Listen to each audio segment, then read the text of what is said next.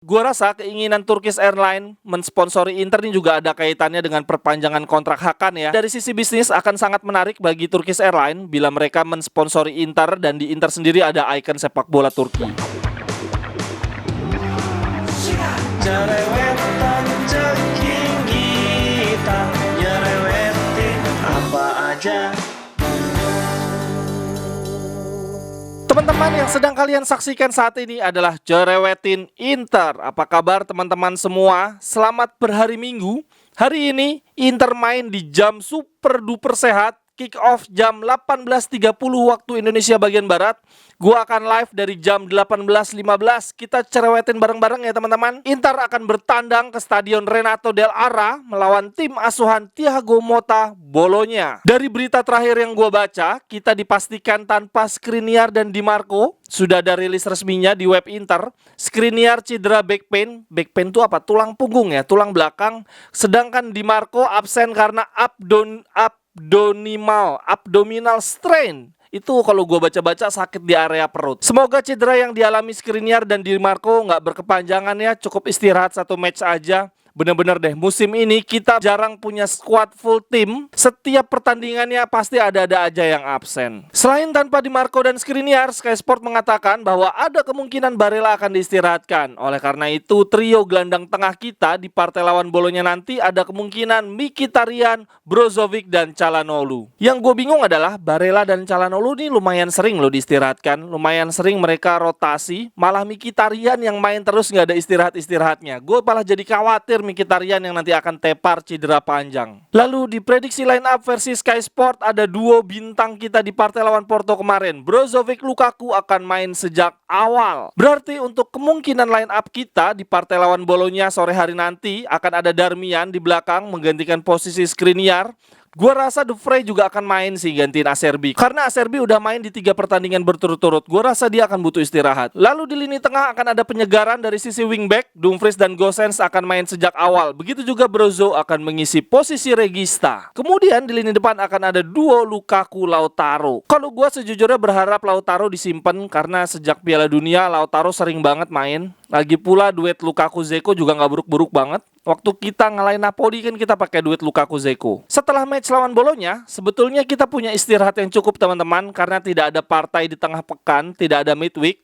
Kita berarti punya libur kurang lebih 7 hari di setiap pertandingannya. Setelah lawan Bologna, berikutnya kita ada lawan Lecce dan Spezia. Semuanya berjarak kurang lebih 1 minggu. Kalau lihat jadwalnya seperti ini, menurut gua Inzaghi tidak perlu rotasi yang berlebihan. Inzaghi tidak boleh kehilangan 3 poin lagi ya menghadapi lawan-lawan yang di atas kertas kita bisa menang. Bahkan kalau bisa kita harusnya mengincar kemenangan meyakinkan seperti yang dilakukan Napoli dini hari tadi, menang meyakinkan atas Empoli, tim yang mengalahkan kita di kandang sendiri. Ini Napoli setiap giornatanya makin deket aja nih dengan Scudetto. Begitu juga dengan kita ya, harus terus menjaga jarak supaya aman di posisi 4 besar. Syukur-syukur finish di posisi runner up. Dari sisi Bologna sendiri, mereka saat ini berkutat di papan tengah. Sangat bagus sih menurut gua. Mereka ada di atas Udinese yang di awal musim ini sangat mengejutkan. Kemudian Bologna juga ada di atas Monza dan Empoli, tim yang mampu menahan kita bahkan mengalahkan kita. Artinya untuk di pertandingan sore hari nanti jangan sampai anggap remeh, apalagi ini bermain di kandang Bologna. Ingat loh, musim ini Inter sangat buruk ketika bermain di kandang lawan.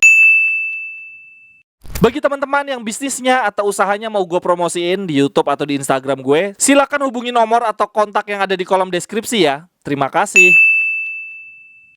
Untungnya di partai lawan Inter nanti Bologna juga tidak akan tampil full tim. Bologna akan tampil tanpa center back andalan mereka, Kevin Bonifazi, tapi dia memang sudah absen sejak Oktober yang lalu. Kemudian Bologna juga akan tampil tanpa penyerang muda jangkung andalan mereka, Joshua Zirkzee, karena cedera. Dan yang pasti kehilangan paling besar Bologna adalah Arnaud Taufik, penyerang andalan mereka yang sudah mencetak 8 gol musim ini akan absen di partai melawan Inter. Berarti pemain yang akan jadi andalan Bologna untuk merobek gawang Inter ada dalam diri Orsolini yang sudah mencetak 6 gol plus 3 assist. Lalu ada Musa Barrow yang sudah mencetak 2 gol 2 assist musim ini. Tidak boleh dilupakan juga Bologna punya gelandang berpengalaman di Serie A, Roberto Soriano yang sudah mencetak 3 assist di musim ini. Formasi yang biasa dipakai oleh Thiago Motta adalah formasi ala treble winnersnya Mourinho, 4-2-3-1. Dan di match terakhir mereka mampu menang atas Sampdoria, tim asuhan Stankovic yang berhasil menahan Inter 0-0.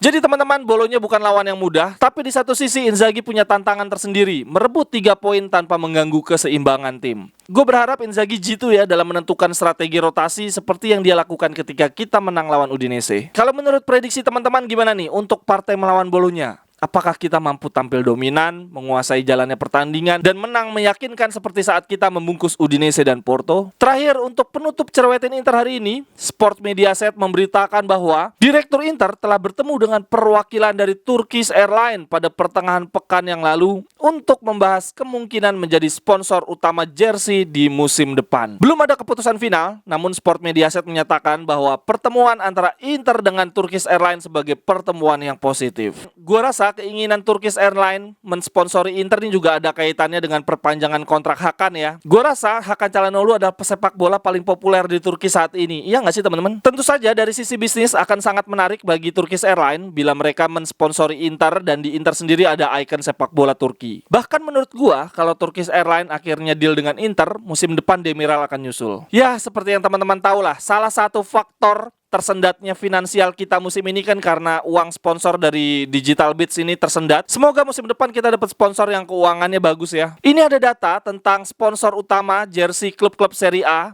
Ini di luar sponsor teknis ya, seperti Nike, Adidas, atau Puma. Jadi kan sponsor jersey ada macam-macam ya teman-teman. Ada sponsor teknis yang memproduksi jersinya seperti ini nih, Nike, Adidas, Puma. Lalu ada juga yang disebut sponsor utama yang biasanya brandnya ditulis besar-besar di bagian depan. Nah, data yang teman-teman lihat di layar ini adalah data untuk sponsor utama jersey. Ternyata yang didapatkan Juve ini luar biasa tinggi. Mereka mendapatkan 58,5 juta. Gila banget. Sedangkan Inter ada di peringkat 2 dengan nilai 28,5 juta, tapi gue nggak tahu nih si Digital Beats sudah bayar semuanya atau belum. Dari berita terakhir yang gue baca, Milan musim depan akan ada peningkatan nominal sponsor. Fly Emirates akan membayar sebesar 30 juta, berarti lebih besar dibandingkan Inter musim ini. Ya semoga Turkish Airlines bisa bergabung lah ke Inter musim depan, bisa bersaing dengan Fly Emirates ya, sponsornya Milan. Kan sama-sama perusahaan maskapai penerbangan tuh. Sekian dulu untuk cerewetan Inter hari ini. Silahkan teman-teman tuliskan pendapatnya di kolom komentar. Sampai ketemu di cerewetan-cerewetan berikutnya. Bye-bye, thank you.